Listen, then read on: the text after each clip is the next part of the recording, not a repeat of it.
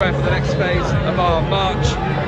Some of you at home have been asking, how can you take a stand this weekend if you're not here at the protest? The good news is there is a way for you to take a stand every weekend. We want to talk to you about the stand in the park. Hello. I'm taking place at Fifi at the moment. I've been helping Fifi with Stand in the Park UK. Quick rundown, we've got over 800 parks participating all across the UK, England, Wales, Scotland, Northern Ireland and Ireland as well. They are all over the world, of course. But in the UK every Sunday from 10 till 11, you'll find people in parks up and down the country. You can find all the parks listed on our website, Astin-Gregory.org. If there's not one close to you, it's very, very easy to start one. You can just email us at stands@astin-gregory.org. Nominate a park, be there every Sunday, and you'll soon have plenty of people joining you, and you'll be able to join in our massive community. So for those that aren't familiar, so you're literally standing in a park? Yes. It's a community building, speaking with like-minded people who have concerns, who have questions about what's going on, and want to, make a stand for those freedoms that have been taken away from us over the last couple of years.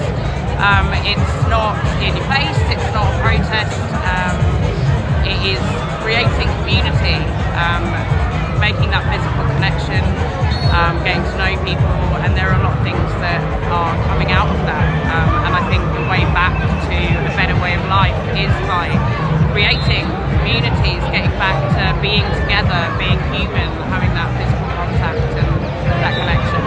Indeed, we were talking to Joe Rogers from Lawyers for Liberty earlier. We talked about unity and community being the two keys to how we go forward from this. This is a great place, and I know from going to the stands myself in different places, you've got people who are, they're joining protests like this, but also contributing to the local community, starting new initiatives, whether that's becoming self-sufficient, growing their own food, starting new companies and initiatives. There's so much happening in the groups. Huge amount. So how many locations now in the UK?